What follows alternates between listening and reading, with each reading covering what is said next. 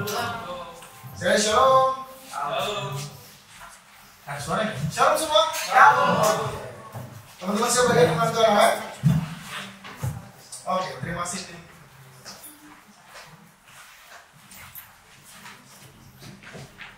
Oke, sebenarnya apa yang mau saya sampaikan pada hari ini harusnya diselesaikan dalam 3 pekan atau 3 pertemuan.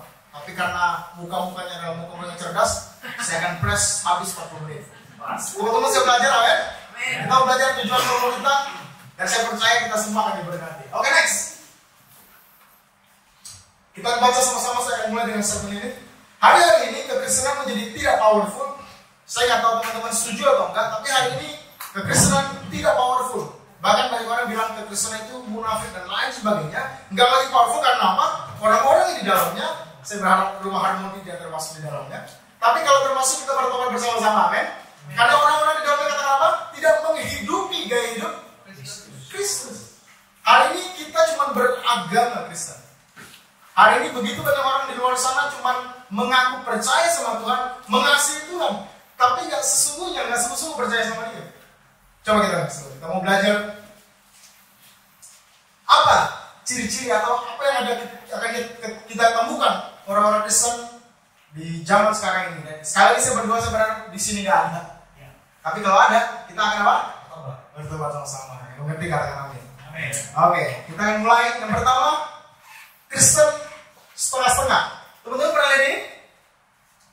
Memberikan sebagian dirinya dikuasai Tuhan, tapi sebagian dirinya di luar kendalinya. Kemarin kalau misalnya ada yang nanya gini sama saya, ikut Tuhan jangan terlalu serius.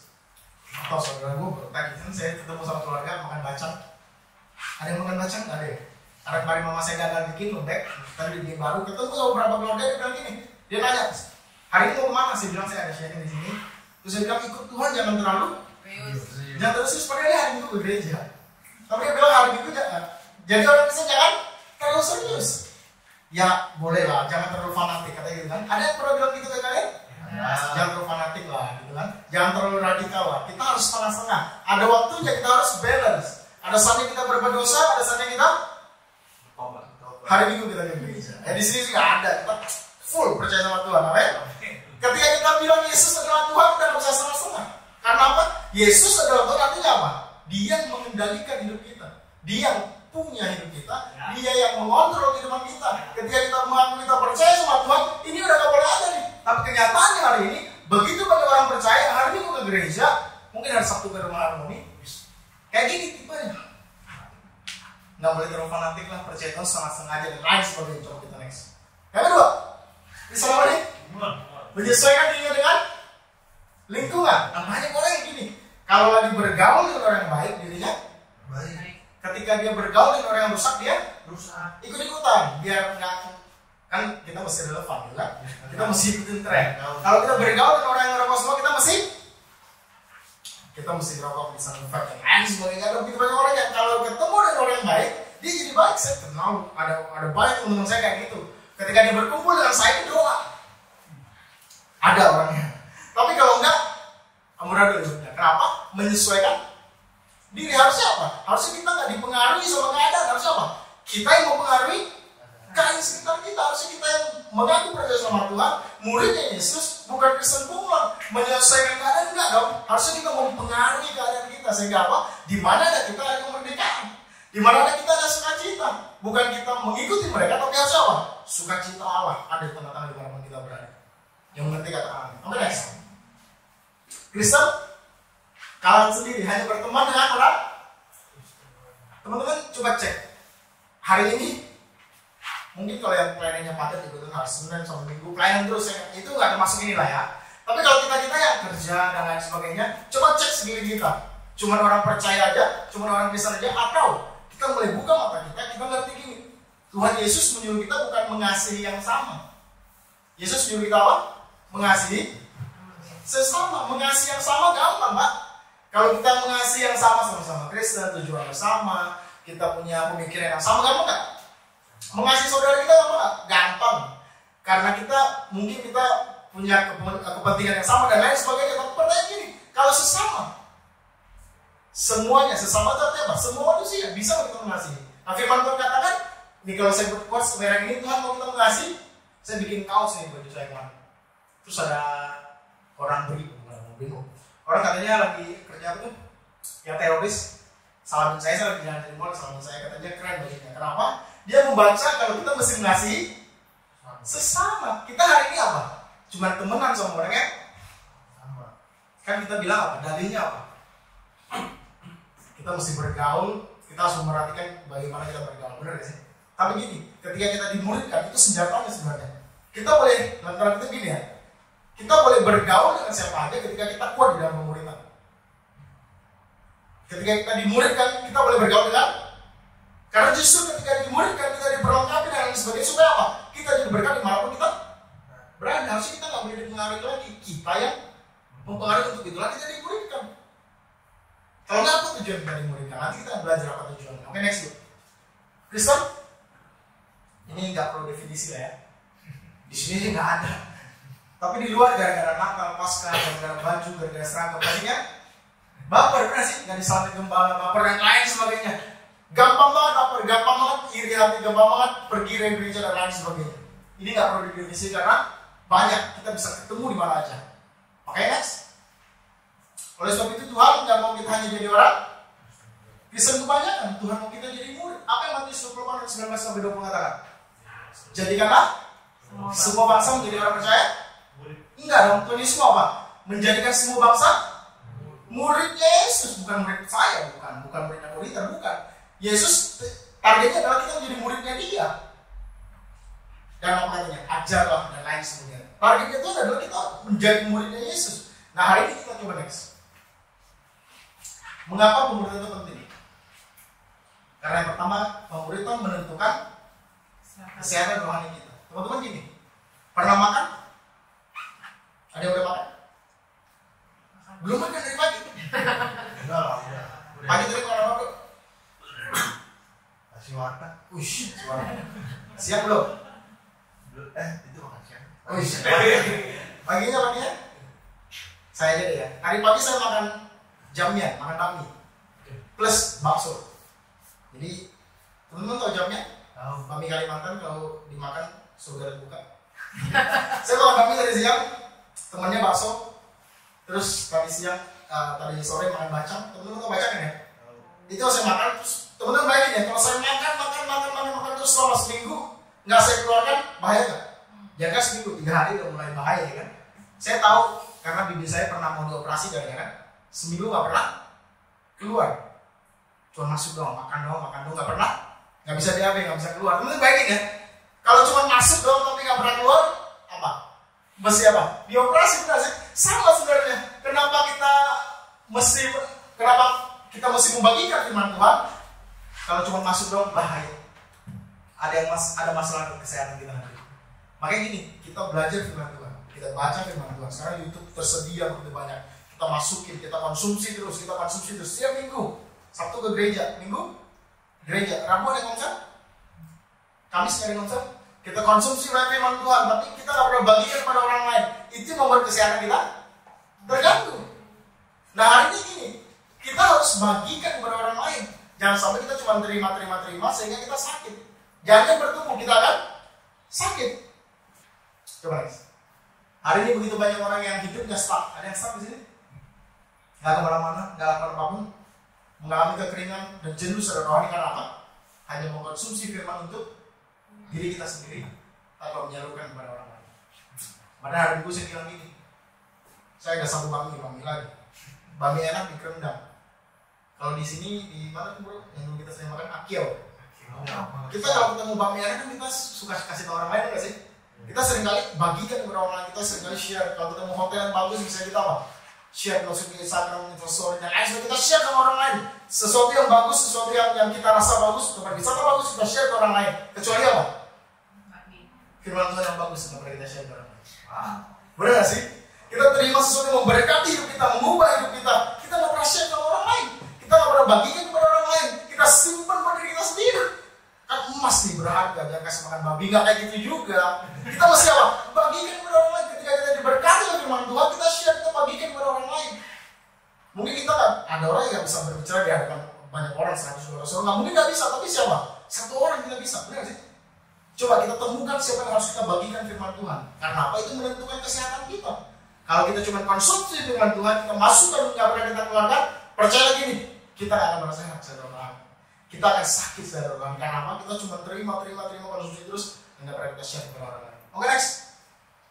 Mengapa pemuritan itu penting? Kita hidup di akhir dari akhir zaman. Siapa yang percaya kalau iblis lagi lembur? Iblis lagi mengupayakan segala macam cara, pakai segala macam trik. Ada yang pakai trik terbaru sampai yang lama. Kita bisa bikin dosa segampang memberikan telapak tangan sujud. Lihat apa? Gadget gampang. Kita menonton video porno sekarang gampang susah?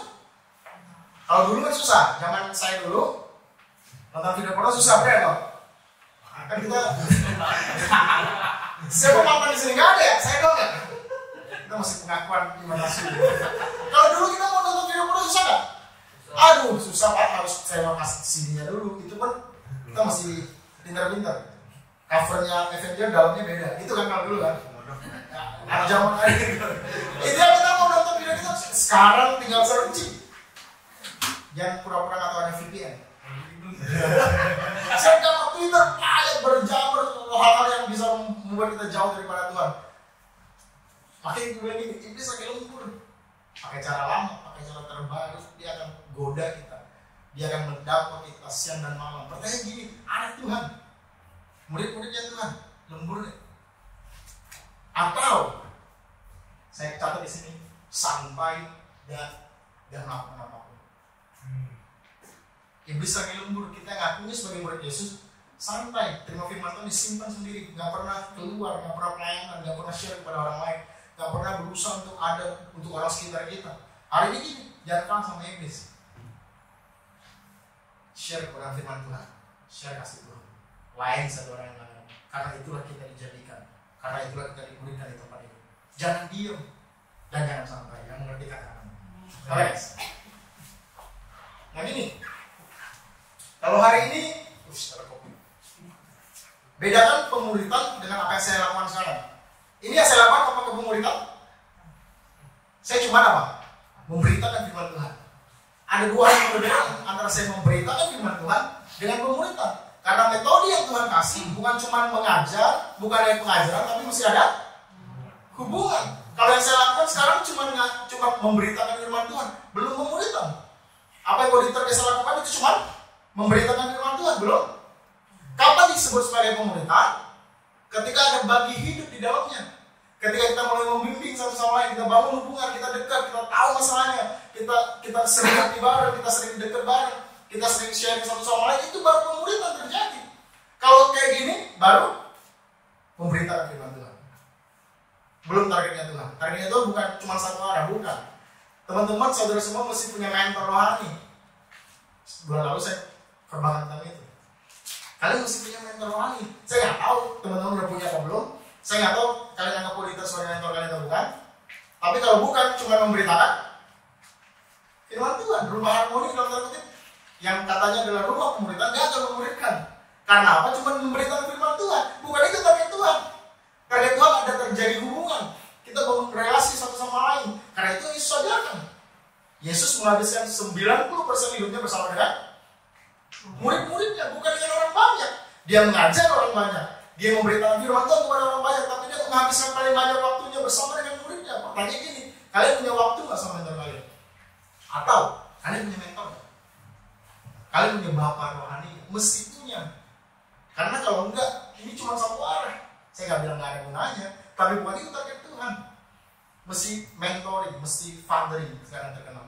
Sehingga ini hubungan itu dibimbing secara dekat, bagi hidup yang tadi saya bilang. Ini contoh kasusnya, coba next.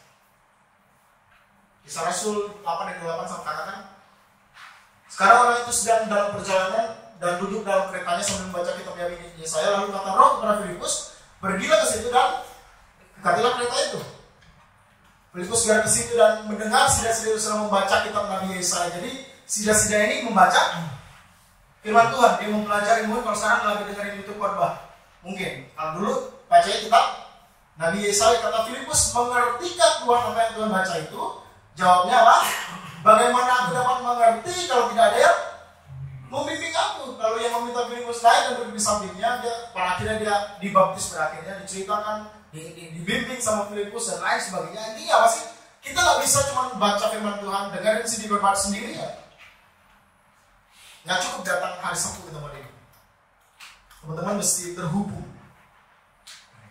Ada orang lain, nggak cuma Koliter, mungkin ada Tuhan di sini, mungkin ada saya. Teman-teman mesti milih kepada siapa teman-teman harus menghabiskan banyak waktu, dalam artian di mentoring secara khusus, bisa HP, bisa ketemuan dan lain sebagainya, mesti ada. Nggak boleh cuma satu arah. Karena apa? Saya takut rumah pemuritan, rumah harmoni, rumah pemuritan tapi cuma satu arah, gagal kemudian nanti. Dan saya nggak mau itu terjadi. Saya mau ada hubungan di dalamnya. Kita membimbing satu sama lain, kita saling mendoakan, kita saling cerita satu sama lain, kita saling meringankan, kita saling membantu dan saling peduli. Itu yang mau dalam firman Tuhan. Yang mengerti kata-kata ini. Oke, next. Karena pemuritan yang pertama adalah persahabatan. Kita mesti bangun persahabatan. Makanya minggu lalu kalau kita share temanya, teman-teman masih ingat? One on one, satu-satu dia. Kalau kita lihat koniter, dia bangun persahabatan. Kalau dengan saya iya, saya nggak tahu sekali dengan kalian. Dia bangun persahabatan, dia bagi waktunya, dia ngopi sama, saya tahu lah satu-satu dia lagi ngopi dan lain sebagainya. Karena apa? Karena pemuritan adalah persahabatan, bukan cuma sharing firman, bukan cuma itu. Di dalamnya mesti ada pengajaran, tapi mesti ada hubungan. Karena persahabatan di situ. Pemuritan adalah teladan. Kita lihat koniter teladannya luar biasa. Saya pernah bilang tuh ketika saya kena corona, kena COVID, sendirian di rumah ya, istri, anak 2, ayah cuma mertua, sendirian di rumah, anterin makanan sehari 2 kali. Anterin makanan biasa lah ya. Yang luar biasa teman-teman tahu nggak? Dianterin sendiri pakai mobil. Kalau dianterin pakai Gojek kan udah luar biasa ya. Tapi dia nganterin pakai sampai di depan rumah, digantung, terus baru pergi. Saya belajar banyak sama koniter. Karena apa? Dia menginspirasi, dia jadi teladan. Suatu kali gini, ada cerita lucu. Ada satu pendeta terkenal, habis khotbah 5 kali ya, kalau terkenal misalnya minggu khotbah 5 kali. Capek habis pelayanan, udah pengen tidur, pengen rebahan, nyampe rumah, ada anak kecil yang gedor-gedor rumahnya. Pak pendeta, saya pengen didoakan, ada yang gawat di rumah saya yang udah hampir meninggal. Karena pendeta kan penuh belas kasihan, benar sih. Walaupun udah capek pengen tidur, tetap pergi kan rumah anak tersebut. Pas dia pergi ke rumahnya, teman-teman tahu yang sekarang siapa? Anjingnya. Terus anjingnya biasa aja dong ya. Anjingnya lagi sekarang. Terus pendeta karena lagi capek, terus kesel kan dia pikir orang gitu kan, manusia siapa aja gitu kan. Ternyata cuma teman-teman tahu pendeta doanya apa? Tuhan Yesus, anjing ini lagi sakit.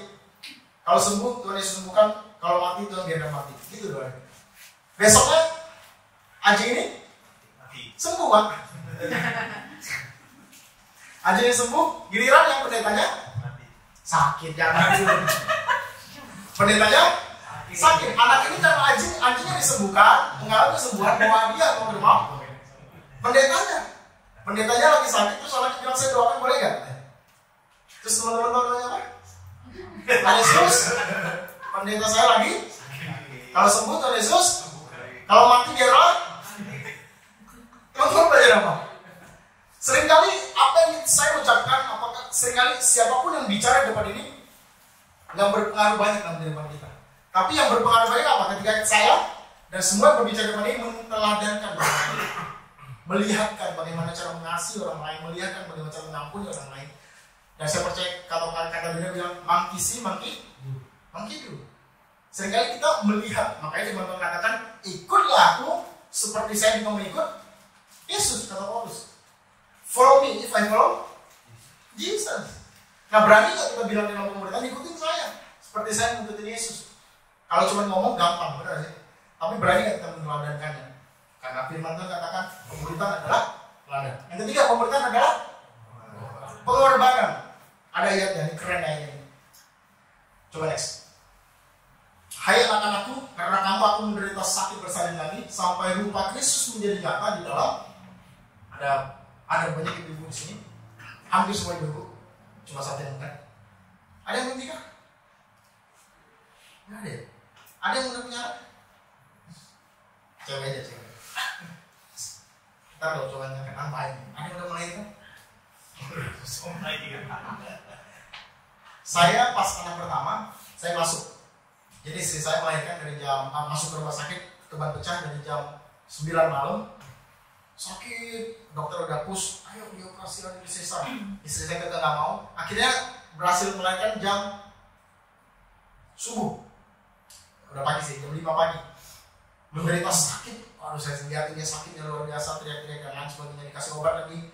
Dokternya karena mau gampang kan disuruh apa? Sesar aja nanti bahaya lagi. Tapi istri saya masih mau berjuang. Akhirnya jam 5 subuh pas mau lahiran susah apa gampang? Susah juga, harus teriak-teriak, saya ditampar, aduh. Pada momen itu saya lumayan terharu juga, tapi saya bersyukur saya ada di situ. Saya dijambak-jambak, bener-bener udah teriak sesak, saya nggak tahu sakitnya kayak gimana karena saya nggak pernah melahirkan kan. Tapi saya lihat istri saya melahirkan sakitnya luar biasa. Nah sama nih. Hai anak-anak, karena kamu menderita apa? Sakit bersalin lagi. Paulus berkorban sedemikian rupa supaya pemuritan ini bisa jalan. Paulus melakukan begitu banyak pengorbanan, begitu banyak sakit, begitu banyak air mata dan lain sebagainya supaya pemuritan yang dilakukan bisa berjalan. Nah hari ini gini, pemuritan yang kita kerjakan pada akhirnya nanti membuat kita harus berkorban. Mungkin kita berkorban waktu. Saya memuridkan anak muda, begitu banyak waktu saya, dalam tanda kutip saya buang, dalam tanda kutip saya menghabiskan begitu banyak waktu sama mereka, saya bagi hidup sama mereka, saya ajak mereka makan, walaupun sekarang saya udah nggak pelayanan musik, udah nggak di sana lagi. Tapi ini saya menghabiskan 5-6 tahun bersama dengan mereka, saya bimbing mereka, saya bagi hidup sama mereka, mereka bebas tidur di rumah saya, kulkas saya bebas mereka buka, ini saya bagi hidup sama mereka, saya berkorban waktu, berkorban banyak hal kepada mereka. Karena apa? Saya percaya itu worth it. Nah hari ini kita pemuritannya, kita lakukan itu nggak dalam Kristen kita. Oke. Mengaku mengetahui tujuan itu penting. Kalau kita tidak tahu tujuannya, kita akan bosan menjalankan. Teman-teman pernah nonton bola? Nonton bola kenapa seru? Apa karena pemainnya ganteng? Apa karena mereka jago main bola? Kenapa pemain bola nonton bola atau main bola itu seru? Karena ada gawangnya. Setuju nggak sih? Ada bola nggak ada gawang seru nggak? Nggak ada golnya seru nggak? Ada gawang nggak ada golnya nggak seru nggak sih? Tapi bayangkan kalau 22 orang plus 3 wasit, misalnya ada VAR segala macam, tapi nggak ada gawangnya, bisa seru nggak? Nggak ada golnya, nggak akan seru. Karena apa? Nggak ada tujuannya. Sama. Hari ini begitu banyak orang yang jenuh. Kemarin kita bikin reels, pertanyaannya gini, kenapa ya saya jenuh ke gereja dan lain sebagainya? Teman-teman tahu jawabannya? Karena dia nggak punya tujuannya. Kalau punya tujuan, kalau punya goal, kita pasti excited. Kita mungkin bisa capek, mungkin kita bisa lelah, tapi kita nggak akan pernah bosan. Karena apa? Ada tujuannya, ada goalnya. Nah hari ini gini, ikut Tuhan punya goal nggak? Ikut Tuhan punya tujuan nggak? Nah sekali nanti ada pertanyaan, coba next week kita ngomong apa? Jadi cepat. Nah ini, teman-teman bisa jawab? Apa tujuan kalian datang ke rumah harmoni? Yang katanya adalah, bisa jawab? Saya kasih waktu 1 menit. Coba renungkan, kalian datang ke sini ngapain? Coba kita renungkan bersama-sama. Kalian datang ke rumah harmoni yang katanya adalah rumah pemuritan, tujuannya apa? Karena saya percaya gini, kalau kita nggak ngerti tujuannya, kita akan jenuh, kita akan bosan, kita akan powerless. Karena apa? Nggak ngerti tujuan. Nah gini, 1 menit, 30 detik tinggal waktunya. Coba renungkan sebentar, tujuan kalian datang ke sini apa? Karena kalau nggak ngerti tujuan, sekali lagi pasti powerless. Lama-lama kita jenuh. Ini ngapain sih hari Sabtu harus waktu keluarga dan lain sebagainya. Pasti jenuh. Nah hari ini kita punya tujuannya nggak? Mengerti tujuannya nggak? Tadi saya mau bagikan kertas. Jadi catat ini aja dulu. Coba next. Ini tujuannya apa sih? Kita diperlengkapi bukan supaya kita menjadi hebat di dalam gereja. Kita diajar, diperlengkapi, dibimbing lewat hubungan supaya kita menjadi gereja di dalam gereja. Mungkin masih asing. Ini kan semakin sering saya gaungkan itu ini. Karena ini saya gaungkan udah lama gitu ya. Kita mesti jadi gereja di luar gereja. Saya percaya kalau gereja itu bukan gedung. Gereja siapa? Kita. Kalau kita jadi gereja cuma di dalam gedung gereja, saya mau bilang dampak lain akan kecil.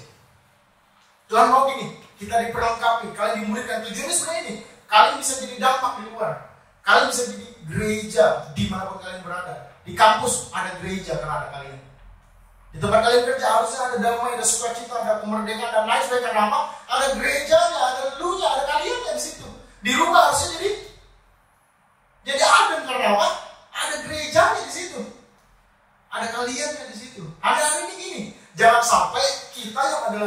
kerja Tuhan cuma berfungsi ketika di dalam gereja. Kita masih berfungsi di luar gereja. Kita masih jadi berkat untuk orang tua kita. Kita masih jadi berkat buat pasangan kita. Kita masih jadi berkat ketika jadi bos. Kita masih jadi berkat ketika kita jadi karyawan. Di semua kehidupan yang Tuhan tetapkan kalian ada di sana, kita masih jadi berkat. Karena apa? Kita masih jadi gereja di luar gedung gereja. Untuk itulah kalian diperlengkapi. Untuk itulah kalian dimuridkan. Untuk itulah kita rumah harmoni ini ada. Karena kita pengen kita menjadi berkat dimanapun kita berada. Percuma kalau kita hebat cuma di dalam gereja. Percuma kalau kita pelayanan cuma di dalam gereja. Kita mesti pelayanan. Pelayanan sesungguhnya nanti kita belajar cuma ekstrim. Ini saya pernah bikin riset. Coba kita renungkan bersama-sama. Ada 168 jam dalam 24 kali 7 berapa? 168. 56 jam kita pakai untuk apa? Itu kalau yang tidurnya benar 8 jam sehari. Nah kayak saya biasanya cuma 4 jam, cuma 5 jam. Yang kan masuk berarti nggak 56 jam.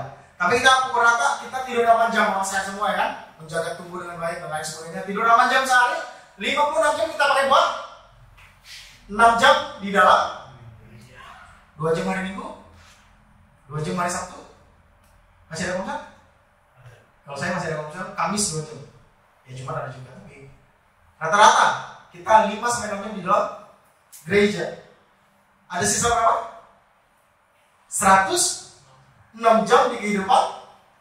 Banyak orang yang hanya berfokus di 6 jam di dalam gereja, mengabaikan yang 106 jam. Keseharian adalah pelayanan kita yang sesungguhnya. Sekali lagi saya nggak bilang 6 jam nggak penting. 6 jam juga penting. 6 jam kalau nggak benar, nggak dicas benar-benar, 106 jamnya masih berantakan. 6 jamnya juga penting. Tapi yang terpenting 106 jam, Pak. Jangan sampai 6 jam kita upayakan, kita puasa, kita pelajari, kita berfokus di sana sampai lupa 106 jam. Jadi di luar. Makanya saya tadi bilang di awal, Kristen sering dibilang munafik. Senin sampai Jumat kita bohongin orang, Sabtu dan Minggu kita bohongin Tuhan. Sekali lagi, Senin sampai Jumat kita dagangnya bohongin orang, kita kerjanya bohongin orang. Senin sampai Jumat kita bohongin orang, Sabtu dan Minggu kita bohongin Tuhan. Nah, jangan sampai kita cuma hebat di dalam gereja. Jangan cuma berfokus di 6 jam kita pelayanan. 6 jam pelayanan luar biasa hebat, saya jempol. Tapi jangan sampai lupa keluar dari tempat ini 106 jam tanggung jawab kita semua.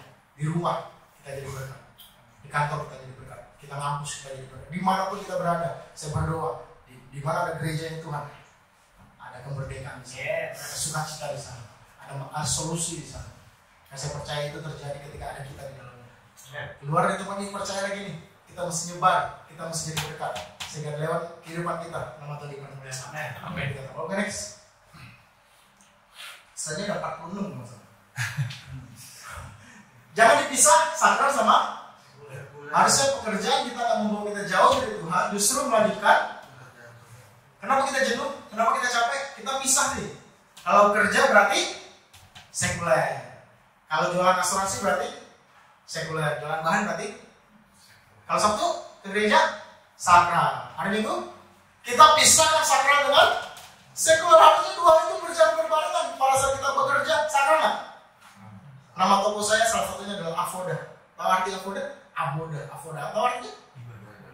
Bekerja sama dengan beribadah. Kita bekerja, kita lagi beribadah. Karena apa? Sakral juga. Jangan sampai kita cuma mikir kita beribadah di tempat ini.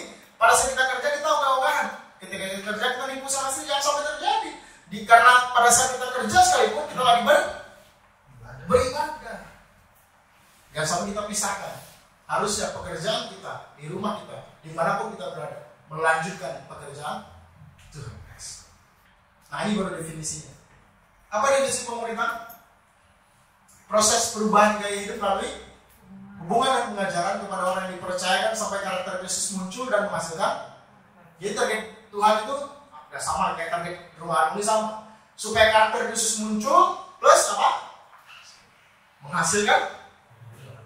Siapa yang menghasilkan murid baru? Kalian, kita semua. Bukan tugas panitia doang. Artinya apa? Kita dimuridkan untuk kita memuridkan orang lain. Berubah dulu karakternya. Nah itu, makanya kita diajar. Nah untuk ini bisa terjadi, butuh modal nggak? Gampang nggak ini terjadi? Karakter Yesus muncul dalam kehidupan kita gampang nggak? Untuk bisa menghasilkan murid baru, gampang? Atau kasih modal. Nah Hari kita belajar modalnya apa, setelah itu saya selesai. Oke, waktunya. Oh, 10 menit. Oke, 10 menit. Ada 2 modal yang dikasih. Yang pertama, ini tadi firman Tuhan yang dibaca di awal, ngambil dari sini. Hendaklah kamu dalam hidup bersama menaruhlah pikiran dan perasaan yang terdapat juga di dalam Kristus Yesus. Modal yang Tuhan kasih pada kita adalah ini. Kita diberi pikirannya plus perasaannya. Ketika kita punya pikiran dan perasaan Yesus, kita hidup seperti Yesus hidup. Kita mau seperti Yesus, mau berubah karakternya, mau bisa memberi orang lain, miliki pikiran dan perasaannya. Banyak orang yang punya pikiran Yesus, tapi tidak ada perasaannya. Coba kita next. Bagaimana cara kita mendapatkan pikiran Yesus? Gampang gak? Baca renungkan pelajaran kita. YouTube banyak. Kita kalau tahu apa yang Tuhan pikirkan gampang. Baca aja firman-Nya. Visinya, misinya, semuanya udah dicatat lengkap di yang kita. Nah, hari ini gereja-gereja tidak kekurangan orang yang mengerti pikiran Tuhan.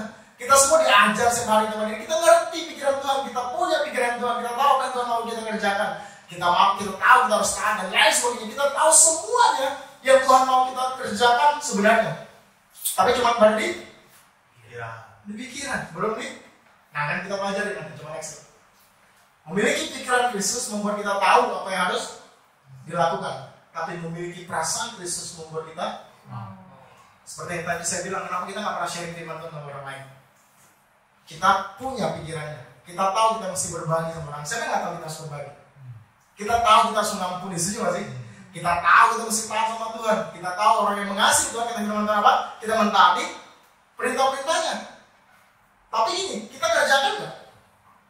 Kenapa kita nggak mau melakukannya? Kenapa pemuritan bagi hidup sama orang lain terasa berat? Kenapa bayar harga? Bangun persahabatan tadi. Kita bangun, jadikan teladan, pengorbanan. Kenapa jadi berat? Karena kita cuma punya pikiran ya, belum punya. Kalau kita punya perasaannya, itu yang memampukan kita untuk mau melakukannya. Nah, apa yang ada di perasaan Yesus? Kalau kita baca firman Tuhan, Yesus sering bilang apa? Maka tergeraklah hatinya oleh belas kasihan. Tuhan nanya gini, kita ketika melihat orang yang berdosa, hatinya apa? Menghakimi? Enggak, dia tergerak hatinya oleh belas kasihan. Dia nolong. Gini, Yesus bukan punya kasih. Tuhan bukan punya kasih. Yesus kasih itu sendiri. Artinya apa? Dia melihat orang lain, dia nggak bisa mengasihi. Teman-teman punya itu nggak? Melihat orang lain di sekitar kita, jangan jauh-jauh deh dari saudara kita dulu. Punya kasih nggak? Punya belas kasihan nggak sama mereka? Lihat mereka dalam tanda kutip lagi jalan jurang, kita cuekin nggak? Atau kita berusaha untuk menarik mereka untuk kembali ke Tuhan? Yang mana kita? Atau kita cuma tahu kita harus bagikan firman Tuhan, tapi kita nggak pernah lakukan? Kita cuma punya pikirannya, nggak punya perasaannya. Oke, ini cerita Yunusnya bikin apa? Bedanya jadi panjang loh. Sebenarnya teman-teman semua udah tahu kan kisahnya. Yunus disuruh apa? Ke Niniwe. Kenapa dia ke Tarsis? Kabur. Kenapa dia kabur? Iya, kabur ke Tarsis. Bukan ke Tanah Abang. Kenapa dia kabur? Karena dia nggak mau memberitakan Injil di sana. Dia membangkang, dia nggak mau taat firman Tuhan karena apa? Niniwe jahat sama bangsanya. Saya mau bilang gini, Yunus punya pikiran. Firman Tuhan langsung sama dia, benar nggak sih? Tapi dia nggak punya. Saya nggak tahu sih Yunus dijahatin sejahat apa sama bangsa ini. Saya pernah dijahatin sama orang yang saya percaya. Pernah saya. Saya pernah ditikung dari belakang. Pernah saya. Saya pernah percaya sama orang terus dia tusuk saya dari belakang. Pernah saya. Tapi saya masih bisa mengampuni dia. Mungkin kesalahannya tidak terlalu besar. Mungkin Yunus terlalu besar. Sehingga ketika dia pada akhirnya mau memutuskan untuk ke Niniwe, dia beritakan Injil. Pasal 3 katakan, ketika Allah melihat perbuatan mereka itu, yakni bagaimana mereka berbalik dari tingkah lakunya yang jahat, maka apa? Yesusnya nggak jadi hukum. Harusnya kalau jadi Yunus itu nggak. Harus Niniwe ini bangsa yang besar. Sekarang ada di Irak. Harusnya Yunus itu nggak. Harusnya senang. Tapi next coba apa yang dikatakan Yunus? Tetapi hal itu sangat bikin kita senang. Mengesalkan hati Yunus, selalu marah ya. Teman-teman lihat kenapa dia bisa kabur? Sebenci itu sama bangsa Niniwe, sehingga pada saat mereka bertobat diampuni sama Tuhan, Tuhan gak jadi hukum mereka. Dia kesel. Lalu mana? dan berdoa kepada Tuhan, katanya, ya Tuhan, bukankah telah kukatakan itu ketika aku masih di negeriku? Itulah sebabnya aku dahulu melarikan diri ke Tarsis, sebab aku tahu bahwa engkau. Dia tahu pikirannya, bahkan dia tahu sebenarnya perasaannya, tapi dia nggak pernah menangkap hatinya Tuhan. Yunus katakan apa? Engkau Allah yang pengasih, dan dia tahu perasaan Yesus sebenarnya, tapi gini, dia nggak pernah mengisi hatinya Tuhan. Dia nggak pernah menghidupi perasaannya. Yang panjang sabar dan berlimpah kasih setia, serta yang menyesal karena melompat tengah yang didatangkannya. Harusnya sebagai Yunus dia senang, tapi yang terjadi adalah Yunus kesel, Yunus marah, Yunus malah mengut dalam tanda kutip, Tuhan ngapain sih aku dan lain sebagainya gini. Yunus punya pikiran Yesus, tapi nggak punya hati. Nah hari ini gini, kalian punya hatinya Tuhan. Ketika kita dibikin marah sama orang lain, kita dicurangi, kita dibenci, ditikung dan lain sebagainya, kita punya akar pahit gini. Teman-teman, ketika Yesus bilang ampuni, kita ampuni nggak? Yesus bilang ampuni nggak? Nah kita lebih tahu. Tapi kalau kita jadi Yunus, coba kita lihat dulu. Jadi sekarang ya Tuhan, cabutlah. Kan harusnya dia senang, dia malah marah tadi, malah kesel. Terus dia bilang apa? Cabutlah kiranya, karena lebih baik aku. Teman-teman tahu nggak kenapa dia kayak gini? Gara-gara saya menyampaikan firman Tuhan, mereka bertobat, lalu mereka nggak jadi dihukum sama Tuhan. Dia merasa bersalah, mungkin sama bangsanya sendiri. Gara-gara lu Yunus, lu jadi nggak dihukum bangsa ini. Makanya dibilang, jadi sekarang ya Tuhan cabutlah nyawaku, mati aja lah gua, gitu kira-kira. Daripada gue lihat mereka diselamatkan, gak jadi dihukum dan lain sebagainya, mending saya mati aja. Lalu atas penentuan Tuhan, Allah tumbuhlah sebatang kaki ditumpukan pohon jarak. Tapi keesokan harinya ketika Fajar mengisi atas penentuan Allah, datanglah seekor ular yang menggerek pohon jarak itu sehingga layu. Terus segera sesudah matahari terbit, maka atas penentuan Allah bertim langit timur yang panas terik sehingga sinar matahari menyakiti kepala Yunus. Lalu berbalaskannya dengan apa? Lebih baik aku coba next lagi. Tetapi berfirman Allah kepadanya, Yunus, layakkah engkau marah kepada pohon jarak itu? Jawabnya, selayaknya aku marah sampai mati. Berapa kali dia bilang mati? Ini udah ketiga, coba next. Lalu Allah berfirman, engkau sayang kepada pohon jarak itu yang untuknya sedikit pun engkau tidak berjerih payah, tidak engkau tumbuhkan yang tumbuh dalam satu malam dan binasa dalam satu malam. Bagaimana, lihat perasaan Yesus, bagaimana tidak aku sayang kepada Niniwe, kota yang besar itu yang berpenduduk yang lebih dari 120.000 orang, yang semuanya tanpa membedakan tangan kanan dari tangan kiri dengan ternaknya yang banyak. Yesus mengasihi bukan cuma yang sama, tapi mengasihi semua. Hari ini gini, kita lihat sekeliling kita. Kita dimuridkan hari ini, kita lakukan pemuridan di tempat ini. Saya berdoa gini, ada hubungan di dalamnya, sehingga baru sah disebut dimuridkan di tempat ini. Ketika kita dimuridkan, mari kita buka mata dulu. Kita lihat sekeliling kita. Kita nggak bisa kabur dari Tuhan, benar. Yunus berusaha apa tadi? Kabur dari panggilan Tuhan, dari rencana Tuhan. Kita nggak bisa kabur. Gini, ketika Tuhan menetapkan kita jadi apa, ketika Tuhan menetapkan kita harus jadi apa, kita bisa kabur. Kita bisa kabur, tapi akan ada ikan besar. Saya nggak tahu ikan besarnya berupa apa, tapi percaya gini, kita nggak bisa kabur dari panggilan Tuhan. Tuhan akan menangkap kita. Karena apa? Rencana Tuhan tidak pernah gagal. Kita mungkin bisa pergi, kita mungkin bisa meninggalkan, mungkin kita bisa kecewa, mungkin kita bisa marah sama Tuhan. Tapi gini, rencana Tuhan tetap harus terlaksana. Kalau hari ini Tuhan masih mau pakai kehidupan kita, kalau Tuhan masih mau pakai hidup kita, percaya gini, kita harus bersyukur. Karena sebenarnya Tuhan bisa pakai siapa aja. Ya. Makanya kalau hari ini kita masih bisa dipakai sama Tuhan, jangan sombong. Ya. Tuhan bisa pakai siapa aja, bukan keledai Tuhan pakai. Benar sih? Nah, kalau hari Tuhan pakai kehidupan kita, mari kita bersyukur. Jangan lari dari Tuhan. Yes. Tuhan tetapkan kita jadi apa, kita jadikan sesuai dengan kehendaknya Tuhan. Yes. Amin. Free will yang Tuhan kasih ke dalam kehidupan kita persembahkan kepada Tuhan. Karena apa? Tuhan mau percaya. Free will yang Kau kasih kepada saya mau lakukan kehendak Tuhan. Amin. Jangan sampai kita kelamaan kabur dari Tuhan. Amin. Saya nggak tahu di sini ada yang kabur dari Tuhan nggak? Yang nonton di YouTube. Saya nggak tahu kalian ada kabur dari Tuhan apa nggak, tapi percaya ini. Sekali lagi, rencana Tuhan tidak pernah gagal. Amin. Tuhan akan melakukan segala cara supaya rencana yang tergenapi dalam kehidupan kita. Yang mau kita katakan. Amin. Kesimpulannya apa? Oke, next. Jadi bagaimana caranya kita bisa mendapatkan perasaan Kristus? Bangun hubungan, bergaul intim dengan Tuhan. Tadi bagaimana cara mendapatkan pikiran Yesus? Baca firman Tuhan, pelajari dan lain sebagainya. Pelajari firman Tuhan, dengarkan khotbah dan lain sebagainya. Itu bisa dapat perasaan kita bisa bangun hubungan. Karena Bagi perasaan itu berbagi, itu namanya berbagi rasa. Coba kita ekspor. Gereja hari ini tidak kekurangan pikiran, Yesus yang kurang dari gereja hari ini adalah perasaan. Suatu kali Yesus mau ditangkap, disalibkan, dia ngomong ini ke siapa? Bukan kepada orang banyak. Dia bilang ini kepada murid-murid. Lalu katanya kepada mereka, hatiku sangat sedih seperti mau mati rasanya. Tinggallah di sini dan berjaga-jaga. Dia bagi perasaannya sama murid-muridnya. Nah hari ini bergaul lah sama Tuhan. Sering kali kita bilang, nggak ada waktu. Benar sih, saya nggak tahu sih seberapa sibuknya kita. Tapi kita gini, saya selalu bilang gini, jangan biarkan hanya waktu luang kita bersama dengan Tuhan. Sering kali kita nggak ada waktu luang, kayak pengusaha kan. Kita nggak ada waktu luang, kita mesti apa? Menyediakan waktu buat Tuhan. Jangan waktu luang, karena sering kali nggak ada waktu luang. Kita mesti menyediakan waktu, ada waktu-waktu khusus kita persembahkan untuk Tuhan, untuk dekat sama Tuhan, untuk pelajari firman-Nya, untuk menyembah dan lain sebagainya. Kita mesti punya waktu pribadi sama Tuhan, kita mesti punya quality time sama Tuhan. Kalau sama pasangan mesti ada kan, sama Tuhan juga mesti ada. Saya nggak tahu jamnya berapa. Kalau misalnya kita bilang jangan kita merenung firman Tuhan apa? Siang dan malam. Jadi sore jangan, siang dan malam. Enggak kayak gitu ya, pagi jangan, itu udah pagi. Bukan itu maksudnya. Kita harus menyediakan waktu kapan pun boleh. Waktu paling free kalian sediakan buat Tuhan, bergaul sama Dia.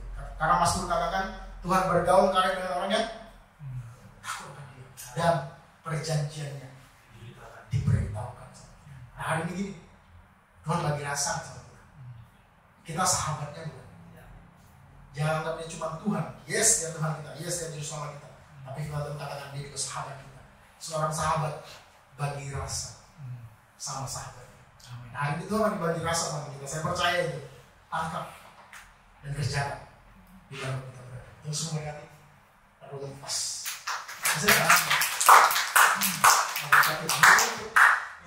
Jadi pikiran Yesus dapatkan rasanya kita akan hidup seperti Amin.